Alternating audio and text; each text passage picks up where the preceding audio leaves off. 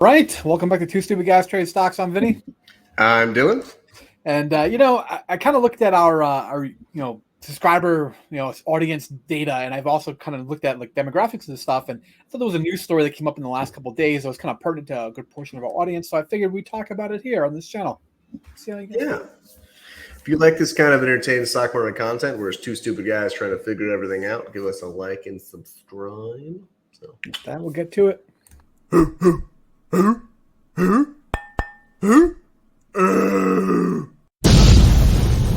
Two stupid guys trade stocks. So, you know what we're talking about now? Yeah. Also, sorry if I sound weird. I'm just getting over COVID. Oh, yeah. So, Dylan, the Omicron Wave himself. Yep. I got Omicron and I've been in quarantine. I still have 3 more days. So. Yeah. Well, are you doing 7-day quarantine or 10-day quarantine? The 7-day isn't FDA okay, right, for healthcare workers? CDC said yes as of yesterday, I want to say. Oh, really? Yeah. Oh, okay. Well, I want to go back to work, so I'm going to see if I can set that up. You should check into that. Yeah, exactly. This is kind of the data point that's interesting. Most of our audience here on YouTube is younger folks, 25 to 44 is kind of like where the meat of our audience is. And if you look at the data as far as student loans go, it also tends to be younger folks. Makes good sense, right? As people that went through school a long time ago have probably paid off their loans by now. we have like no females. Where are the females at? I don't know. 4.2%. Hey, Shoot. It's kind of funny, it's just how women tend to be better savers, but as far as investment risk, women tend to be more risk adverse. So it's interesting. But the news topic at hand here is that the Biden administration extended the student loan pause until May 1st now. Omicron wave, Dylan's favorite version of the coronavirus. I actually had OG COVID and Omicron. Omicron's not near as bad, so that helps. Yeah, there's a data point, and you did have mRNA vaccination in between, right? Which one, Pfizer or Moderna? I think it was Pfizer. Yeah, the Pfizer one, 2 doses. I think so. Oh yeah. Yeah. So I mean, and I'm in healthcare, so I routinely have people cough in my mouth. Yeah, exactly. Well, the interesting thing is that OG COVID offers very little protection as far as reinfection from Omicron, which is what data had shown, and then 2 doses of the Pfizer vaccine provided some protection, it appears, from Omicron as far as infection goes, but still not as good as 2 doses plus a booster, all 3 doses total. But interesting. Darn.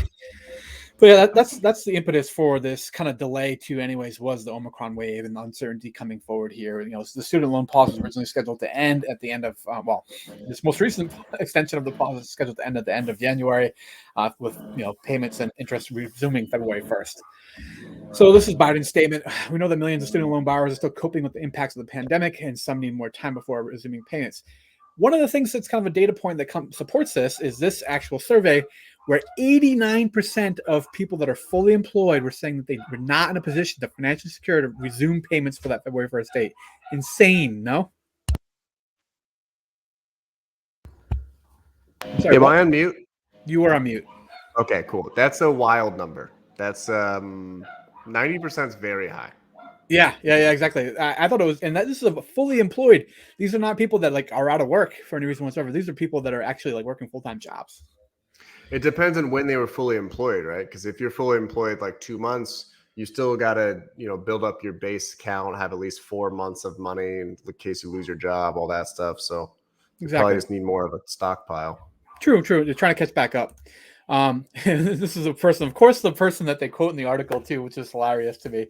A freelance photographer in Brooklyn who still owes $20,000 said he's relieved by the news because much of his income had dried up during the pandemic. Come on, can't you pick someone that actually isn't this much of an extreme case?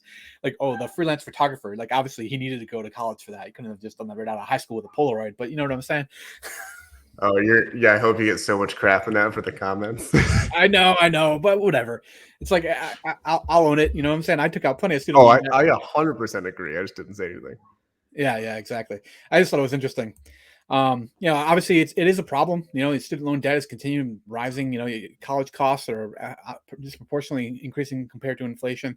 And this is indeed an issue. I think kicking the can down the road isn't really helping much, though.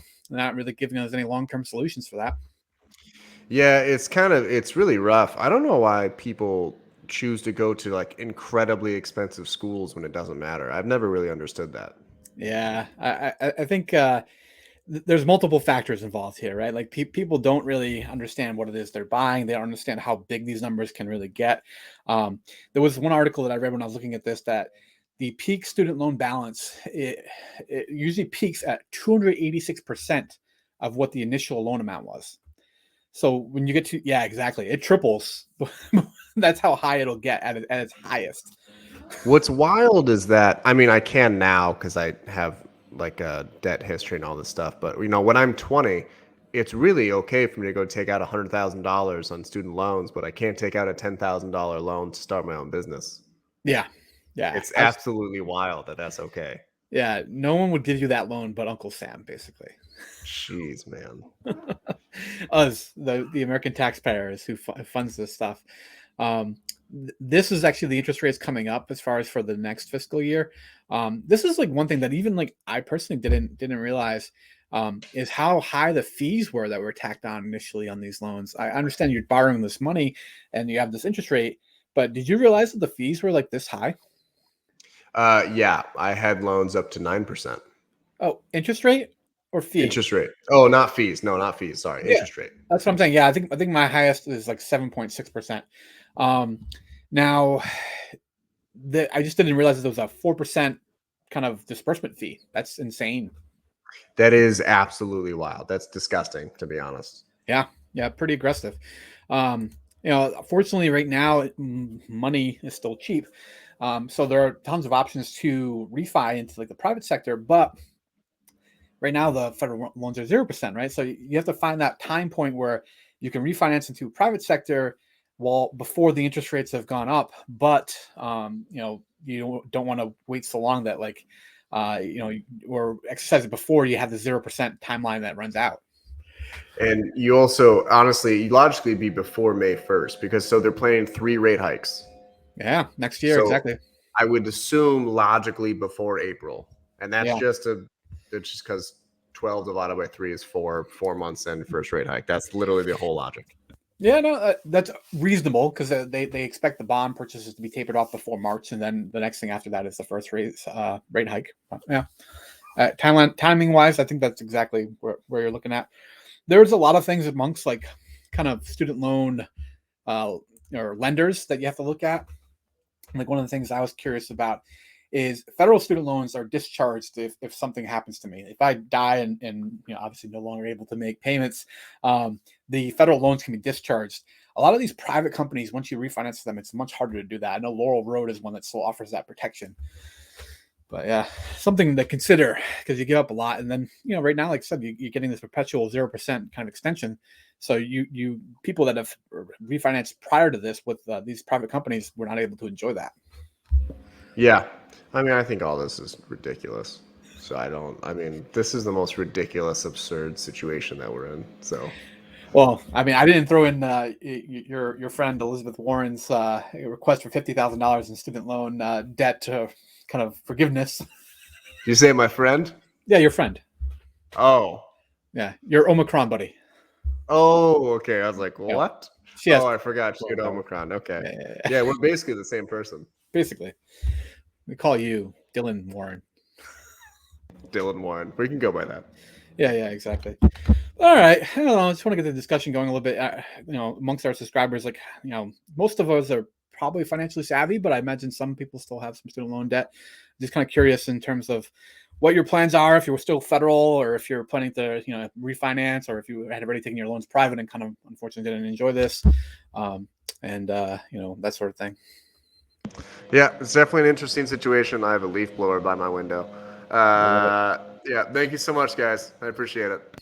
All right, guys. We'll catch you in the next one.